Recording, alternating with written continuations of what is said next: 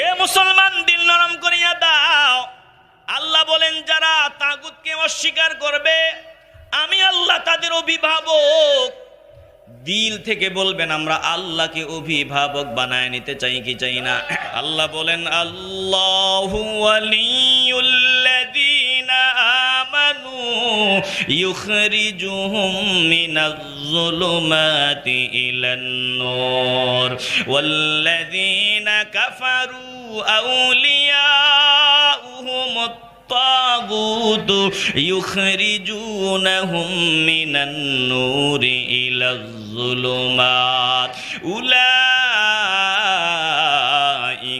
أصحاب النار هم فيها خالدون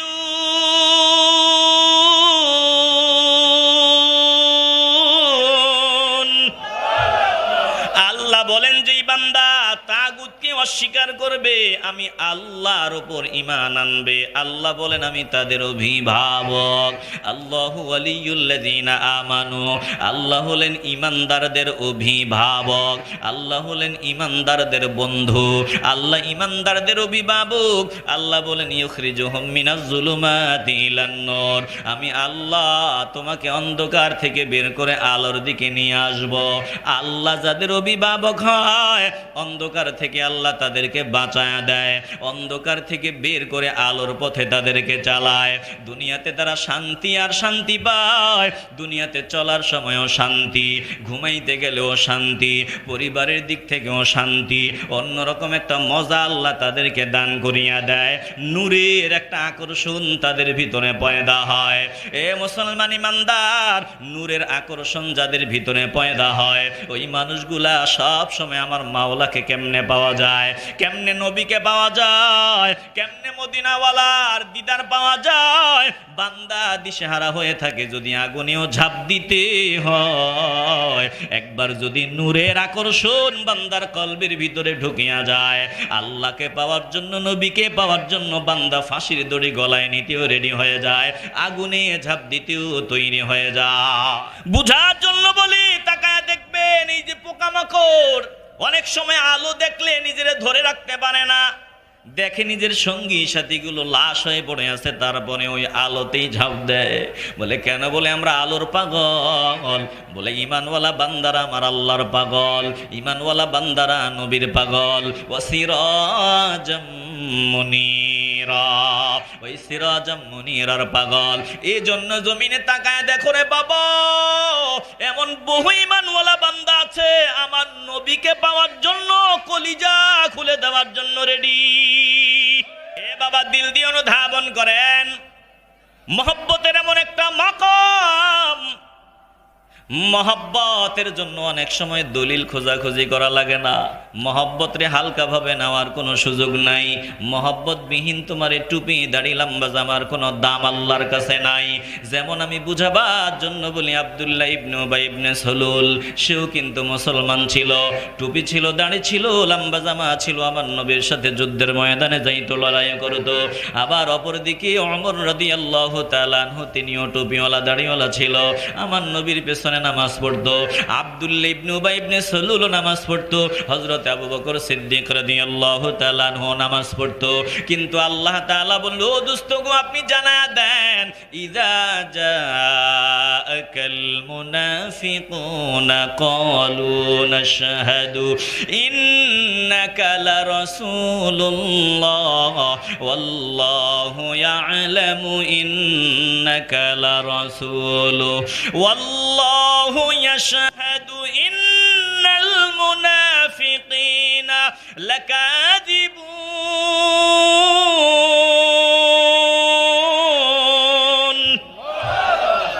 আল্লাহ বলেন দোস্ত, হযরত ওমরও কিন্তু আপনার সামনে দাঁড়াইয়া একই কথা বলে, আপনি আল্লাহর রাসূল।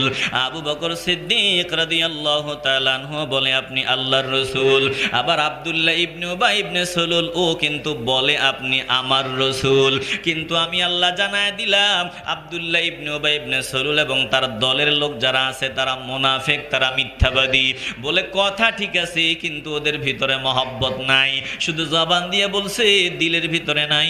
আর হযরত ওমর মহব্বত নিয়ে বলছে, হযরতে আবু বকর সিদ্দিক রাদিয়াল্লাহু তাআলা আনহু মহব্বত নিয়ে বলছে। এজন্য তাদেরটা দামি আর ওটার মহব্বত নাই, কোনো দাম নাই। এ বাবা সাবধানতা অবলম্বন করো। আল্লাহর নবী রাহমাতুল লিল আলামিনের কলিজার টুকরা হুসাইন রাদিয়াল্লাহু তাআলা আনহুকে কারবালার প্রান্তরে নির্মমভাবে যারা জবাই করেছিল, তাদের টুপি দাড়ি ছিল, তারাও সালাত আদায় করতো, তেলাওয়াত করতো। ব্যবধান কি? বলে তাদের ভিতরে মহব্বত নাই, মহব্বতবিহীন ইবাদত। আর মহব্বত নিয়ে যদি ইবাদত করা যায়, অল্প ইবাদত হলেও ওই ইবাদত আমার মাওলার দরবারে মঞ্জুর। আমার আল্লাহ কবুল হলেই কপালটা খুলিয়া যাবে। তাগুতকে অস্বীকার করব, স্পষ্ট ভাষায় অস্বীকার করব, আল্লাহর উপর ঈমান আনবো। আল্লাহ বলেন তাইলে এমন রশি ধরবা যেটা কখনো ছিঁড়বে না। বলেন আমরা এই রশি মজবুত ভাবে ধরতে চাই কি চাই না? জবান খুলে বলেন চাই কি না? এবার আল্লাহ বলেন যদি তুই এই রশি মজবুত ভাবে ধারণ করো, তাইলে তুই আমার দলের লোক হয়ে গেলি। যদি আমার দলের লোক হয়ে যাও, তোর সব নিরাপত্তার জিম্মাদার আমি আল্লাহ। আল্লাহ তাআলা বলেন যেই বান্দা তাগুতকে অস্বীকার করবে, আমি মাওলাকে মজবুত ভাবে আঁকড়ে ধরবে, আমার উপর ঈমান আনবে, ওই বান্দাদের সাথে আমার একটা মহব্বতের সম্পর্ক হয়ে যায়। কি মহব্বতের সম্পর্ক? বলে আমি তার, সে আমার, আমি তার হয়ে যাই, সে আমার হয়ে যায়। এরে বাবা, দুনিয়ার মানুষের হওয়ার জন্য কত চিন্তা, কত পেরেশানি, কত টেনশন। দুনিয়ার মানুষে কেমনে পাওয়া যায়?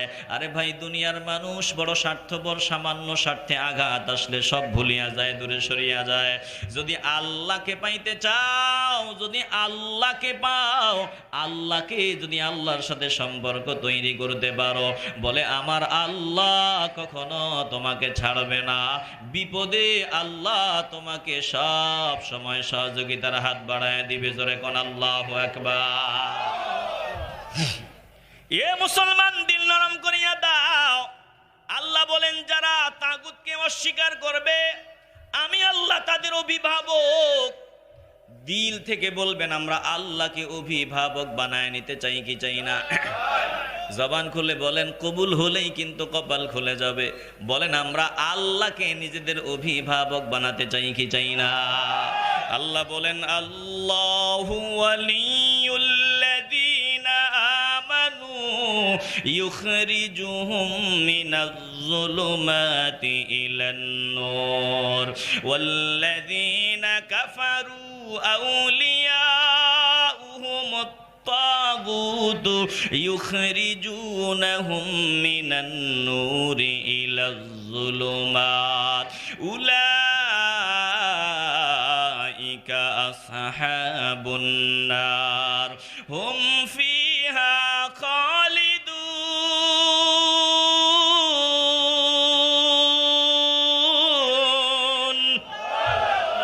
আল্লাহ বলেন যে বান্দা তাগুতকে অস্বীকার করবে, আমি আল্লাহর উপর ঈমান আনবে, আল্লাহ বলেন আমি তাদের অভিভাবক। আল্লাহু ওয়ালিয়ুল্লাযীনা আমানু, আল্লাহ হলেন ঈমানদারদের অভিভাবক, আল্লাহ হলেন ঈমানদারদের বন্ধু, আল্লাহ ঈমানদারদের অভিভাবক।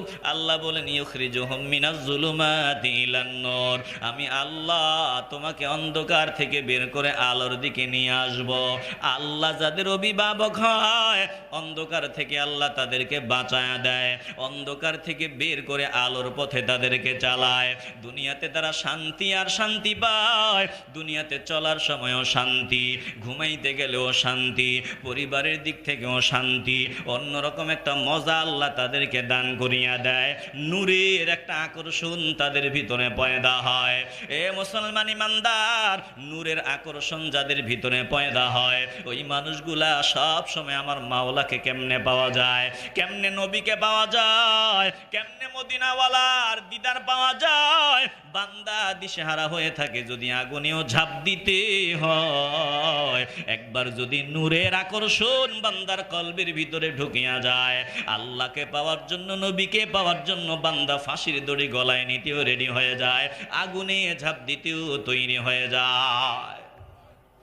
বুঝার জন্য বলি, তাকায় দেখবেন এই যে পোকামাকড়, অনেক সময় আলো দেখলে নিজেরে ধরে রাখতে পারে না, দেখে নিজের সঙ্গী সাথীগুলো লাশ হয়ে পড়ে আছে, তারপরে ওই আলোতেই ঝাঁপ দেয়।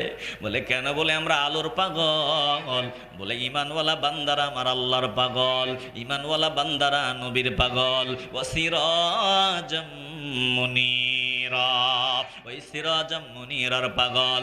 এই জন্য জমিনে তাকায় দেখো রে বাবা, এমন বহু ইমানওয়ালা বান্দা আছে আমার নবীকে পাওয়ার জন্য কলিজা খুলে দেওয়ার জন্য রেডি।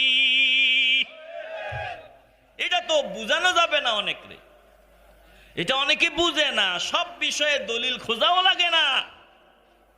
মহব্বতের এমন একটা মাকাম, এমন একটা মাকাম, এ মহব্বত ছাড়া জিন্দিগির চারানা পয়সার কোনো দাম আল্লাহর কাছে নেই। কথা কয় না? আপনারা বিরক্ত হইতেছেন? আলোচনা কি লম্বা হয়ে যাইতেছে নাকি? 12:30 পর্যন্ত আমার টার্গেট। এই হিসাবে হয়তো 23 মিনিট কথা বলবো। একটু কষ্ট হলেও বলেন, এই সময়টুকুন কি বসা যাবে? আসতে বলবেন না, বসা যাবে? আল্লাহ কবুল করুন, জোরে বলেন আমিন। এ বাবা দিলটা নরম করে দেন। আলোচনা তেমন লম্বা চড়া আলোচনা আমি করি না। লম্বা চড়া এমন আলোচনা এটা করা ঠিকও না। আমি মনে করি 1.5 ঘন্টার পরে আর কোনো আলোচনা না। এখন তো মানুষ আম করে কয়, হুজুর অমুক বক্তা দেখি 2.5 ঘন্টা করে। এই 2.5 ঘন্টা ওয়াজ যারা করে তা করে কোন, আমরা 1.5 ঘন্টার বেশি সময় দেই না, এটা মাথায় রাখবেন। 2.5 ঘন্টা ওয়াজ করনেওয়ালা, 3 ঘন্টা ওয়াজ করনেওয়ালা বান্দাদের কারণেই আমি মনে করি, এটা অনেকে দ্বিমত করতে পারেন, সমাজের ভিতরে যত ফিতনা ফাসাদ তৈরি হয়। ওই বক্তার টার্গেট 3 ঘন্টা তো কাটাইতে হবে, এই জন্য বৈশা 30 মিনিট নগদে হেসকা হেসকি লাগাই দেয়। বুঝেননি? হেসকা হেসকি। আর ওইটার তালে তালে, আমি এটার জিকির বলি না, ওই যে বিভিন্ন ভাষায় এরপরে মুর্শিদির নামে শানের নামে যা জবানে আসে তাই কয়। মানুষ তো শুধু ঘাম জড়াইতে আছে। আর বক্তাও চিন্তা করে, আসছি 8 ঘন্টা জার্নি করে, আমারও ব্যায়াম হইতে আছে, সময়ও কাটতে আছে। কথা কয় না? আর এর কারণে সুন্নিয়ত প্রশ্নবিদ্ধ হয়ে গেল। মানুষ শুধু ভণ্ডামিগুলা বলে, এই ভণ্ডামি দেখো। এগুলো বাদ দিতে হবে। সোজা সাপটা বয়ানে আসছি, বয়ান চলবে, 1.5 ঘন্টার উপরে নাই। আর যারা বেশি করে তাদেরকে বলবেন, বললে ওরা বেশি যারা করে মনে রাখবেন তাদের দ্বারা ফিতনা ফাসাদ হয়, ভালো কিছু হয় না। আবার মানুষের ধৈর্যের দিকে খেয়াল রেখে বয়ান করে, এটা নবীর সুন্নাত। আপনি শুধু ওয়াজ করেই যাবেন, মানুষের ধৈর্য নাই, মনোযোগ নাই, এই ওয়াজ বেদাত। বিরক্ত হচ্ছেন নাকি আপনারা? রাগ করছেন? আল্লাহ আমাদেরকে সহি বুঝ দান করেন, জোরে বলেন আমিন। এ বাবা দিল দিয়ে অনুধাবন করেন, মহব্বতের এমন একটা মাকাম, মহব্বতের জন্য অনেক সময় দলিল খোঁজাখুঁজি করা লাগে না। মহব্বত এমন একটা জিনিস যেটার জন্য অনেক সময় দলিলও খোঁজা লাগে না। মহব্বত রে হালকা ভাবে নেওয়ার কোনো সুযোগ নাই। মহব্বত বিহীন তোমার টুপি দাড়ি লম্বা জামার কোনো দাম আল্লাহর কাছে নাই। যেমন আমি বুঝাবার জন্য বলি, আব্দুল্লাহ ইবনে উবাই ইবনে সলুল, সেও কিন্তু মুসলমান ছিল, টুপি ছিল, দাড়ি ছিল, লম্বা জামা ছিল, আমার নবীর সাথে যুদ্ধের ময়দানে যাইতো, লড়াই করতো। আবার অপরদিকে ওমর রাদিয়াল্লাহু তাআলা আনহু, তিনিও টুপিওয়ালা দাড়িওয়ালা ছিল, আমার নবীর পেছনে নামাজ পড়তো। আব্দুল্লাহ ইবনে উবাই ইবনে সলুলও নামাজ পড়তো, হযরত আবু বকর সিদ্দিক রাদিয়াল্লাহু তাআলা আনহু নামাজ পড়তো।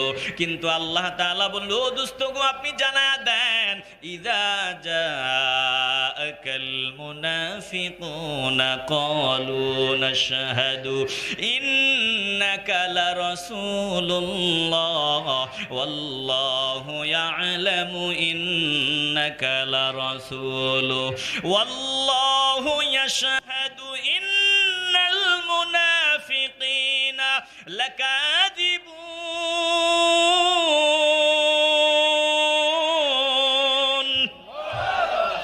আল্লাহ বলেন, দোস্ত, হযরত ওমরও কিন্তু আপনার সামনে দাঁড়াইয়া একই কথা বলে, আপনি আল্লাহর রাসূল।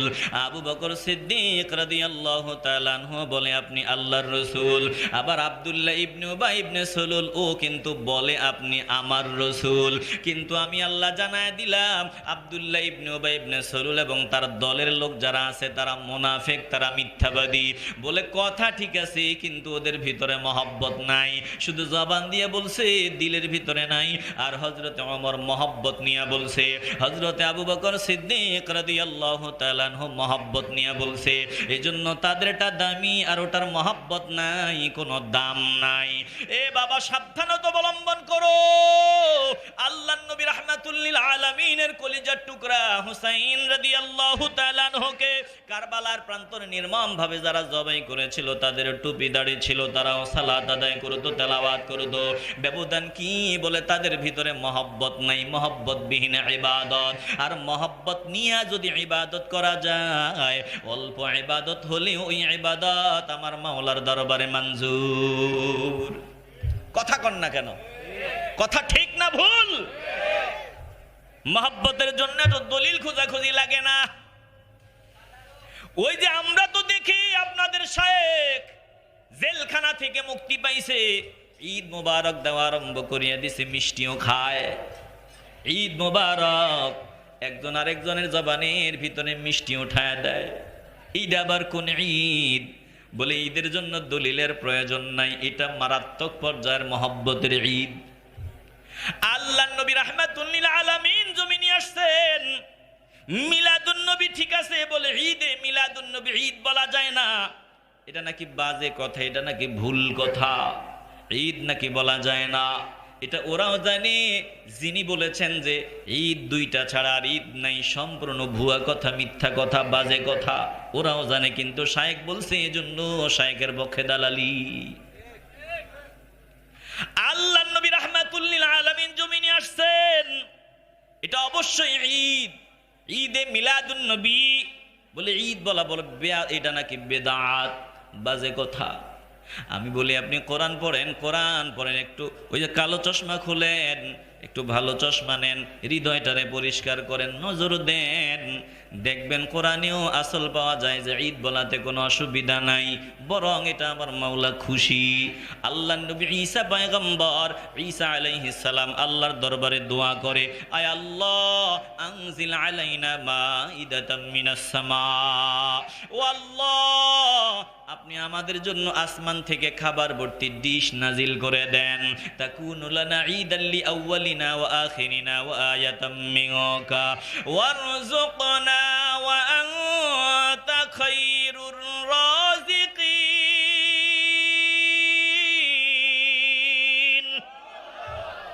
ঈসা নবী বলতেছে, আল্লাহ আমাদের জন্য আপনি যেদিন খাবার ভর্তি ডিশটা নাজিল করবেন, ওই দিনটা আমাদের শুধু আমাদের জন্য ঈদ না, আমাদের জন্য ঈদের দিন না, ঈদ না, ওই দিনটা আমাদের আগের এবং পরের সকলের জন্য হবে ঈদ।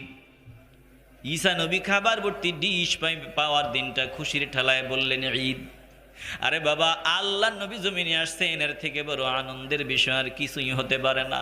একজন আশিক রাসূল বলবে ঈদ, এই জায়গায় এত ফতুয়াবাজির দরকার নাই, ফতুয়া দেওয়ার মতো বহু জায়গা খালি আছে, ওখানে দাও। হ্যাঁ, কথা বলতে পারেন, ঈদ মিলাদুন নবীর নামে ভণ্ডামি যা হয়, এগুলোর সাথে আমাদের কোনো সম্পর্ক নাই। আমরা ভণ্ডামির বিরুদ্ধে, শরিয়ার ভিতরে থেকে সব হওয়া লাগবে। আমরা বলবো ওয়েলকাম, এটা তো আমরাও চাই। কথা কয় না?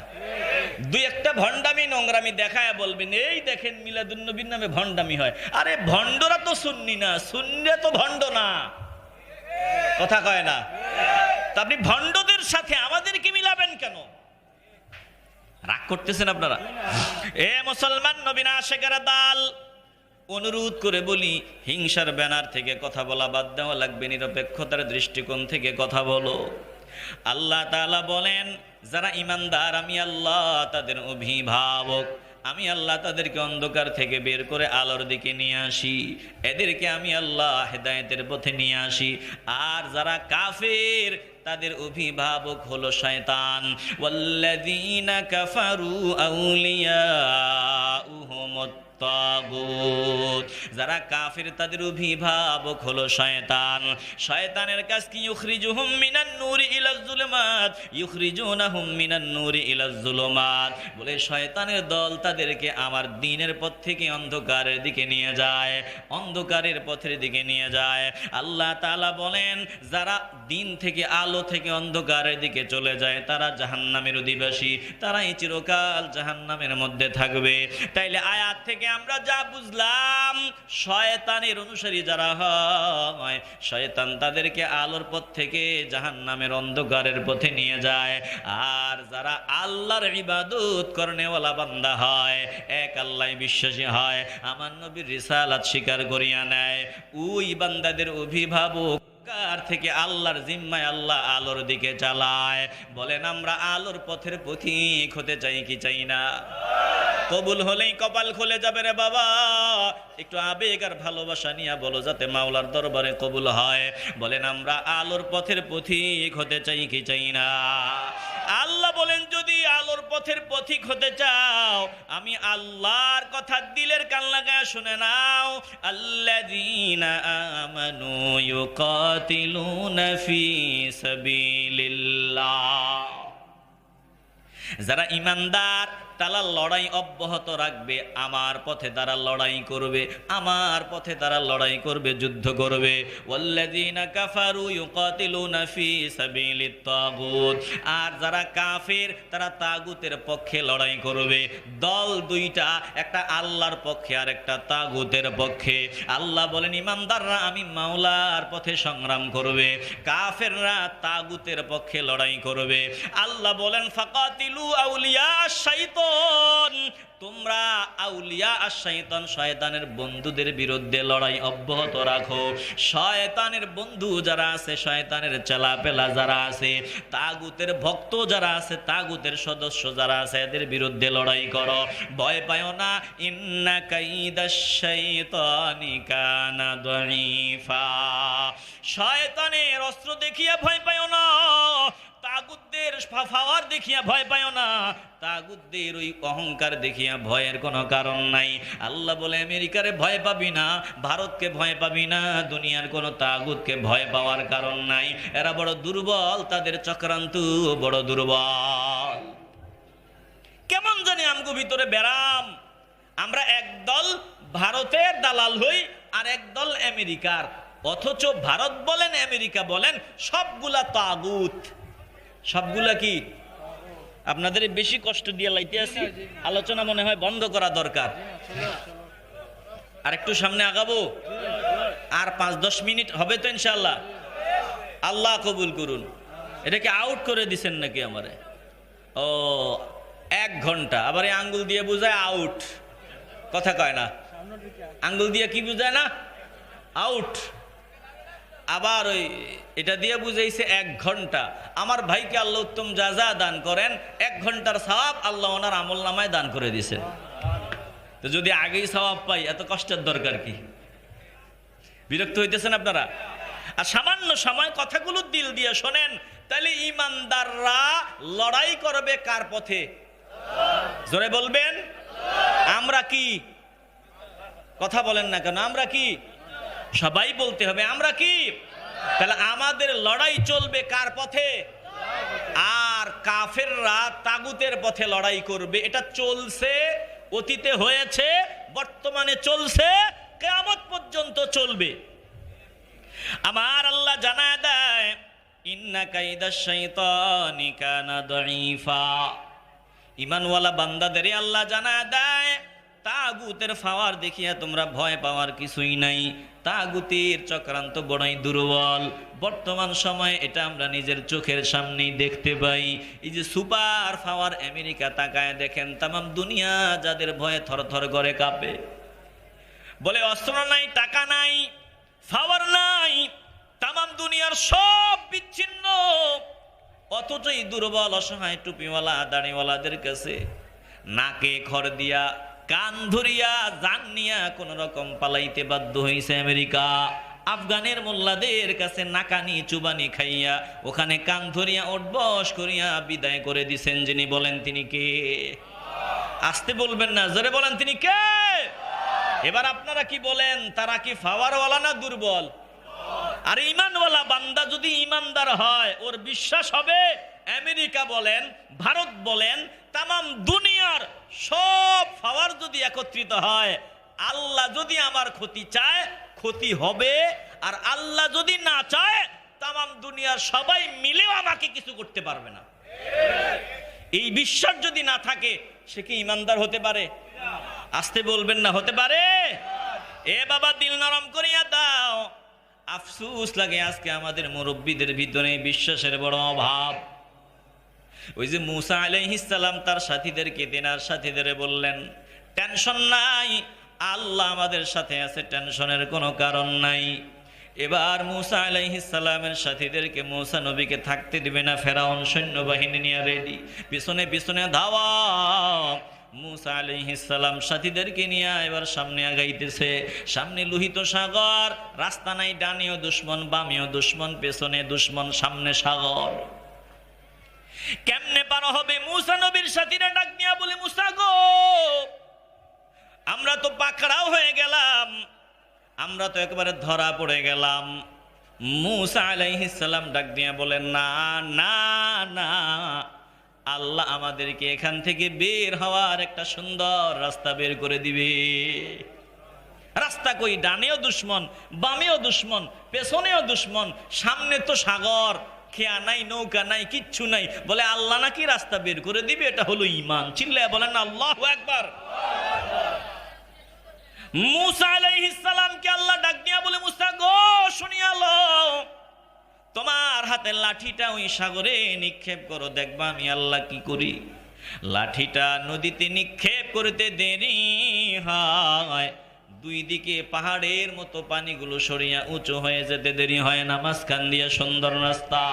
মুসা আলাইহিস সালাম রাস্তা পার হয়, ফেরাউন সঙ্গীদেরকে নিয়ে মাঝখানে যাওয়ার পর দুই দিকের পানির চাপ সবগুলাকে আল্লাহ সাইজ করে দেয়। ফেরাউনের লাশটা পানির ভিতরেই পড়া ছিল, অন্যান্য লাশের খবর নাই, পচিয়া গলিয়া সব সারখার হয়ে গেছে। কিন্তু ফেরাউনকে আমার আল্লাহ শুটকি বানায় রাইখা দিছেন দুনিয়ার মানুষকে দেখাবার জন্য। ফেরাউনের লাশ পচে নাই। ফেরাউন মনে হয় বড় আল্লাহর ওলি, কথা কয় না। আসতে বলেন কেন, জবান খুলে বলেন, ফেরাউন বড় আল্লাহর ওলি? তো লাশ তো পচে নাই। আরে লাশ না পচলেই আল্লাহর ওলি হয় না, লাশে মেডিসিন দিয়ে অক্ষত রাখা যায়। ওই যে অনেকেই আমার ব্যাপারে বাজে কথা বলছেন না বুঝে, ওই যে নুরাল পাগলা একজন সারা জীবন ইসলাম বহির্ভূত কাজ করছে, এই যে তার লাশটা কবর থেকে উঠাইছে, এটা কবর না, এটা কফিন। কফিনে কাদেরকে দেওয়া হয়? সোজা কথা, খ্রিস্টানদেরকে। এই যে কবর থেকে লাশ উঠাইছে, দেখবেন কবরের ভিতরে একটা কফিন, একটা বাক্স, ওইটা সহকারে উঠেছে। তো এটা তো খ্রিস্টানদের এভাবে কবর দেওয়া হয়। তো কি বাস্তবতা কি? বাস্তবে ও মুসলমান ছিল না, ও ছিল খ্রিস্টান। কথা কয় না। মুসলমান গুলারে ধরে ধরে ভুল ভাল বুঝে খ্রিস্টান বানাইতো। এখন আপনারা বলবেন, তাইলে ওরে যে পোড়াইলো এটারে আপনি সমর্থন দেন? কোশ্চিন কালেও না। আমি স্পষ্ট ভাষায় বলি, আল্লাহর নবী বসা, ইয়াহুদির লাশ নিয়ে যাওয়া হচ্ছে, নবী দাঁড়ায় গেছেন, সাহাবারা বললেন, ইয়া রাসূলুল্লাহ, এ তো ইয়াহুদির লাশ, আপনি দাঁড়ায় সম্মান দিলেন? আল্লাহর নবী রাহমাতুল লিল আলামিন বলেন, শোনো, হোক না ইয়াহুদি, ইসলামের দুশমন, আমাদের দুশমন, হোক ইয়াহুদি, কিন্তু মরে গেছে, সে তো একজন মানুষ। আল্লাহ নবী ইহুদির লাশের জন্য দাঁড়ায় সম্মান জানায় দেয়, এটা হলো ইসলাম। একজন মানুষ মরে যাওয়ার পর কখনো তার লাশ পোড়ানো, এটা মুসলমানরা কখনো সাপোর্ট দিবে না। যারা করেছে হয়তো বুঝে শুনে ইসলামের ক্ষতি করার জন্য করেছে, না হয় তাদের অজ্ঞতার কারণে এই কাজ হয়েছে। জোরে কোন ঠিক কিনা? এটার সাথে আমাদের সম্পর্ক নাই। কিন্তু আবার সাবধান, এই ভণ্ডকে আল্লাহর ওলি বানাতে যায়েন না। রাগ করতেছেন আপনারা? আসতে বলবেন না, রাগ করতেছেন? ফেরাউনকে আমার আল্লাহ ধ্বংস করে দিলেন, শুটকি বানায় লাশটা রেখে দিলেন। ইয়ে মুসলমান ইমানদার, আল্লাহ যদি আমার হয়, আমার আর কিছু না হইলেও চলবে। আল্লাহর নবী রাহমাতুল লিল আলামিন আবু বকর সিদ্দিক রাদিয়াল্লাহু তাআলা আনহুকে নিয়ে ওই যে সাউর পর্বতে আত্মগোপন করলেন। মক্কা তদানীন্তন সময়ের মুশরিকরা ওই যে ঘোড়ার পায়ের চিহ্ন দেখে, ওটের পায়ের চিহ্ন দেখে বলে দিত এই রাস্তা দিয়ে অমুক গোত্রের লোক গেছে। খেজুরের বিচি দেখে বলতে পারতো যে এটা কোন মানুষ খাইছে। এই মানুষগুলা পদাঙ্ক অনুসরণ করে করে গেল, গর্তের কাছাকাছি গেল, চিহ্ন দেখে দেখে গেল, গর্তের কাছাকাছি পৌঁছে গেল। নিচের দিকে যদি নজর দেয় দেখতে দেরি হবে না। আবু বকর সিদ্দিক ডাক দিয়া বলি, ইয়া রাসূলুল্লাহ, ধরাতে পড়ে গেলাম, এই তো নিচে নজর দিলেই তো তারা দেখে ফেলবে। বলে লা তাহজান ইন্নাল্লাহা মা'ানা, ভয় পাইও না, টেনশনের কোনো কারণ নাই, আমরা খালি না, একা না, আমাদের সাথে একজন আছেন। একটু দিল থেকে বলেন, যিনি আছেন বলেন তিনি কে? কে তাদের বোকা বানায় দিল? পায়ের দিকে নজর দিল না, নজর দিলেই দেখতে পাইতো। যিনি বোকা বানায় দিছেন তিনি একজন, বলেন তিনি কে? এ মুসলমান নবীর আশিকের দল, হক বাতিলের লড়াই চলছে চলছে চলেছে চলছে, চলতে থাকবে। অতএব বান্দারা সব সময় একজনের সাহায্য কামনা করবে, তিনি আমার আল্লাহ। আল্লাহ বলে বাতিলদের দেখিয়া ভয় পায় না, তাদের চক্রান্ত বড় দুর্বল। ওই যে বদরের প্রান্তরে তারা হাজার হাজার মুসলমান 700 জন, 1000 রওনা দিছে, 300 জন মাইনাস হয়ে গেল মুনাফিকের কারণে। 700 জন তাও তারা সুবিধাগত জায়গায়, মুসলমানরা নিচে বালু অবস্থা, ঘোড়ার পা পর্যন্ত টিকানো যায় না। আল্লাহ বলে দেখো আমি আল্লাহ তাদেরকে একটা আরামের ঘুম দিয়া দিলাম, এমন টেনশন নাই, চিন্তা নাই, শত্রুরা অস্ত্র নিয়ে রেডি, তার মাঝে আবার আরামের ঘুম। এর মাঝে আল্লাহ বলেন আমি বৃষ্টি দিয়ে দিলাম, মাটিটাও একেবারে আরামদায়ক বানায় দিলাম, যাতে পশুর পাটা স্থায়িত্ব হয়, টিকে। আল্লাহ বলেন শুনি আল্লাহ, ওই সময় আমি আল্লাহ তাদেরকে ফেরেশতা দিয়ে সাহায্য করলাম। আল্লাহ জানায় দেয় কিয়ামত পর্যন্ত যত বান্দা আমাকে মজবুত ভাবে আঁকড়ে ধরবে, খাঁটি ঈমানওয়ালা হবে, আমি আল্লাহ প্রত্যেক ঈমানওয়ালা বান্দার জন্য এভাবেই সাহায্য পাঠায় দিব। বলে যদি খাঁটি ঈমানওয়ালা হও আল্লাহর সাহায্য রেডি, ঈমানে ভেজাল, আল্লাহর সাহায্য জমিনে আসবে না। বলেন আমরা ঈমানটাকে মজবুত বানায় নিতে চাই কি চাই না? ঈমান যদি মজবুত হয়, তাদের সাথে না মিললে তারা আমাদের রাখবে না, মেরে ফেলবে, কেটে ফেলবে, এই চিন্তা কেন? আল্লাহ বলেন তাগুতদের ভয় পায় না, ওয়াল্লাযীনা ইজতানাবুত তাগুত, তাগুত থেকে দূরে থাকো, তাগুতের পূজা পরিত্যাগ করো, তাগুত থেকে দূরে থাকো। বলেন তাগুত থেকে দূরে থাকার অর্ডার যিনি আমাদেরকে দিয়েছেন বলেন তিনি কে? আসতে বলবেন না, জবান খুলে বলেন তিনি কে? এখন আমরা তাগুতের পকেটেই ঢুকে গেছি, কেউ আমেরিকার পকেটে, কেউ ভারতের পকেটে। আল্লাহ বলেন আমার ইবাদতের দিকে ধাবিত হা, যারা আমার দিকে আসে লাহুমুল বুশরা, তাদের জন্য সুসংবাদ। ও দোস্ত ফাবাশশির ইবাদ, আপনি আমার বান্দাদেরই সুসংবাদ শোনায় দেন। আল্লাহ বলেন আমার মহব্বতের বান্দা তারা, যারা তাগুতের দাসত্ব থেকে দূরে থাকে, তাগুতের পূজা পরিত্যাগ করে হেদায়েতের পথে চলে, এরাই হলো আমার মহব্বতের বান্দা। এই মহব্বতের বান্দাদের জন্য সুসংবাদ। এ মুসলমান ইমানদার, আজকে দুঃখজনক হলেও সত্য, আমাদেরকে ডিজিটাল বিভিন্ন লোভ আঙ্গুরে দেখাইছে, এখনো আমাদেরকে লোভ দেখানো হয়, বলে ডিজিটাল বানায় দিবে, এই বানায় দিবে, ওই বানায় দিবে। না না না, যদি ডিজিটাল হতে গেলে, উন্নত হতে গেলে ঈমানই না থাকে, এমন উন্নত জীবন আমাদের প্রয়োজন নাই। জোরে কোন ঠিক কিনা?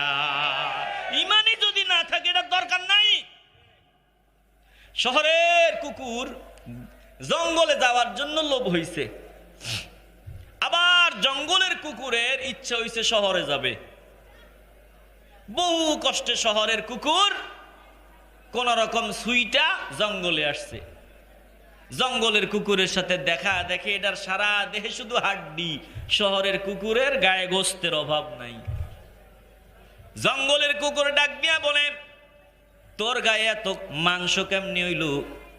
এবার শহরের কুকুর ডাক দিয়া বলে মাংস হবে না তো কি হবে, তুই জানো আমি কি খাই? বলে কি খাও? বলে আমি খাই রুটি, আমি খাই গোস্ত, আমি খাই দুধ। জঙ্গলের কুকুরের জিহ্বায় পানি, তুমি দুধ খাও, গোস্ত খাও, রুটি খাও। এবার শহরের কুকুর কয় তুমি কি খাও? বলে আমার আবার গোস্ত, আমার আবার দুধ, আমার আবার রুটি, এগুলো তো চোখেও দেখি না। খাইতে গেলে মানুষ যে জুডা ফালায় দেয়, ওইটা খাইতে গেলেও ইট মারে। বলে আমি যা পাই তা খাই, এগুলো শুই না লাভ নাই। জঙ্গলের কুকুর কয় তোমার সাথে আমার শহরে নিয়ে যাও। বলে চল, যদি যাবি তাইলে চল, আমার সাথে যাবি, আমার মতো হবি, টেনশন নাই। জঙ্গলের কুকুর শহরের কুকুরের সাথে সামনে আগাইতেছে। কিছু দূর যাওয়ার পর হঠাৎ করে নজর দিয়ে দেখে শহরের কুকুরের গলায় একটা কি জানি ঝুলতেছে, রশি রশি শিকল। জঙ্গলের কুকুর ডাক নিয়ে বলে কিরে তোর গলায় এটা কি? বলে এটা শিকল। শিকল আবার কি? ও তো শিকল বুঝেও না। বলে শিকল বুঝো না, এই গোলামির শিকল গলায় লাগায় দেয়, এর বিনিময়ে রুটি পাই, দুধ পাই, গোস্ত পাই। এখন কোন রকম সুইটটা এসি গেলে না জানি কি উত্তম মাধ্যম চলে।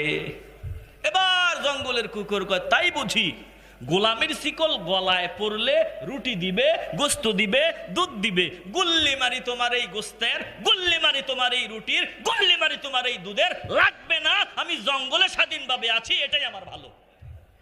কথা কন না কেন? যদি আমি ডিজিটাল হতে গেলে, উন্নত হতে গেলে আমার ঈমান না থাকে, এই রকম উন্নতি জীবন আমার দরকার নাই।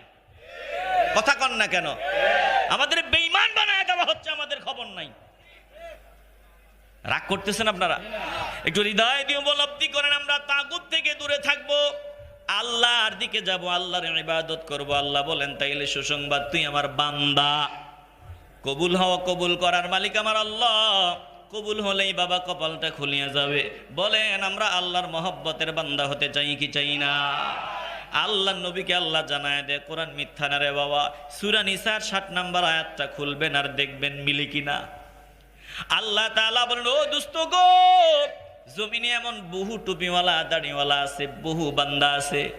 জমিনে এমন বহু বান্দা আছে যারা মনে করে তারা ঈমানদার।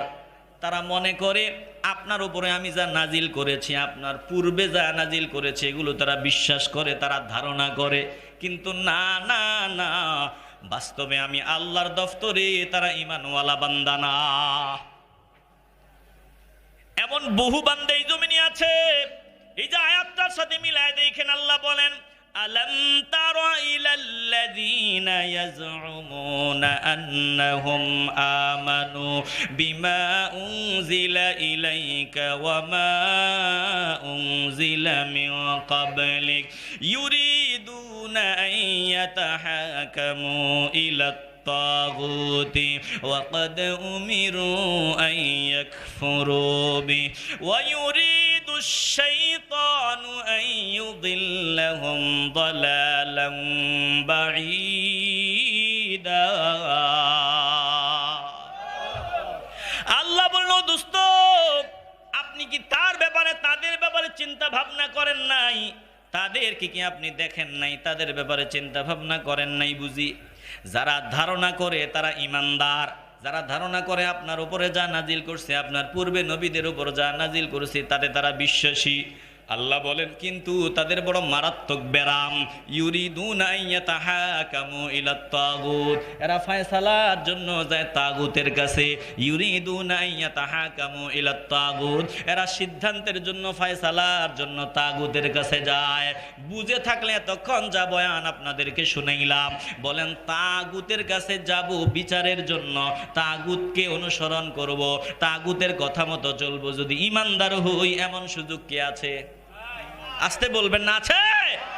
তাইলে তাগুত দুশমন। আল্লাহ বলেন ইউরিদুনা আন ইয়াতাহাকামু ইলাত তাগুত, এরা ফয়সালার জন্য যায় তাগুতের কাছে। ওয়াকাদ উমিরু আন ইয়াকফুরু বি, অথচ আমি আল্লাহ তাদেরকে অর্ডার দিছি তাগুতকে পরিত্যাগ করার জন্য, তাগুত থেকে দূরে থাকার জন্য। ওয়া ইউরিদুশ শাইতানু আন ইউদিল্লাহুম দালালান বাঈদা। কারণ তাগুতের কাছে গেলেই তারা ছলে বলে কৌশলে গোমরাহির একেবারে গভীরে নিয়ে ছাইড়া দিবে। কার কথা? আসতে বলবেন না, জোরে বলেন কার কথা? আমরা দেখি ভারতের জন্য, ভারতের সাথে বুঝতে গিয়ে আমেরিকারে ডাইকে আনি। আমরা বোকা। আমেরিকা যেখানে যাবে ওখানে ধ্বংসযজ্ঞ চালায়া বিদায় হবে। মূল পুঁজি অস্ত্র ব্যবসা, এটা যেখানে যায় ওখানে চালায়া দিয়ে ওরা বিদায় হয়, তামাম দেশটাকে ধ্বংস করে দেয়। অতএব এটা না, আমরা একজনের কাছে যাওয়ার চেষ্টা করব, যিনি আমাদের অভিভাবকত্ব গ্রহণ করবেন। বলেন তিনি কে? আমরা বোকা। আল্লাহ তাআলা বলেন, শোনো তাগুতকে অস্বীকার করো, তাগুত থেকে দূরে থাকো। আল্লাহ তাআলা যে অর্ডার আমাদেরকে দিয়েছেন, আলোচনার লম্বা করব না বাবা, দিলটা যদি পরিষ্কার হয় ইমানের আওয়াজ দিয়ে বলেন আমরা মাওলার নির্দেশ অনুযায়ী চলতে চাই কি চাই না? আসতে বলবেন না, জবান খুলে বলেন চাই কি চাই না? তাইলে হক এটা একেবারে স্পষ্ট, বাতিল স্পষ্ট। এটা নবীর মাধ্যমে সমাধান হয়ে গেছে, আল্লাহর নবীর মাধ্যমে সিদ্ধান্ত হয়ে গেছে। আমরা হকটা নিব, বাতিলটা থেকে দূরে থাকব। বাতিলের সাথে হককে আমরা মিশাবো না, স্পষ্ট ভাষায় বলিয়া দিব এটা হক ওটা বাতিল। আমি এখন যদি আমেরিকার সামনে দাঁড়ায় বলি এটা ঠিক না, ওরা রাগ করবে, অসুবিধা নাই, আমি ওটা বলবো। ওই যে হাবশায় বাদশা নাজ্জাশীর সামনে দাঁড়াইয়া সাহাবায়ে কেরাম বলছিলেন এটা হক ওটা বাতিল, তোমাদের গুলা ভুয়া, তোমরা মারিয়ামকে আল্লাহর বিবি মনে করো, ঈসা নবীকে আল্লাহর পুত্র মনে করো, ভুয়া। বাঁচার জন্য ওই দেশে গেল, আল্লাহর নবী পরামর্শ দিলেন ওই দেশে যাও। যখন সাহাবারা দেখলো অত্যাচার অবিচার আর সহ্য করতে পারেন না, আল্লাহর নবীর সামনে দাঁড়া কইয়া রাসূলুল্লাহ অবিচার আর সহ্য হয় না, এত নির্যাতন সহ্য করতে পারি না, কি করব বলেন? আল্লাহর নবী ডাক নিয়া বলে হিজরত করতে পারবানি, নিজের মাতৃভূমি ছাড়তে পারবানি, নিজের মা ছাড়বা, বাবা ছাড়বা, বিবি সন্তান পরিবার পরিজন ছাড়তে পারবানি? বলে হ্যাঁ রেডি, ইমান বাঁচাবার জন্য সব কিছু ছাড়তে আমরা রাজি। এবার আল্লাহর নবী বললেন তাইলে তোমরা হাবশায় চলে যাও, আবিসিনিয়ায় হাবশায় চলে যাও, ওখানের বাদশার মনটা ভালো, তোমরা নিরাপদে থাকবা।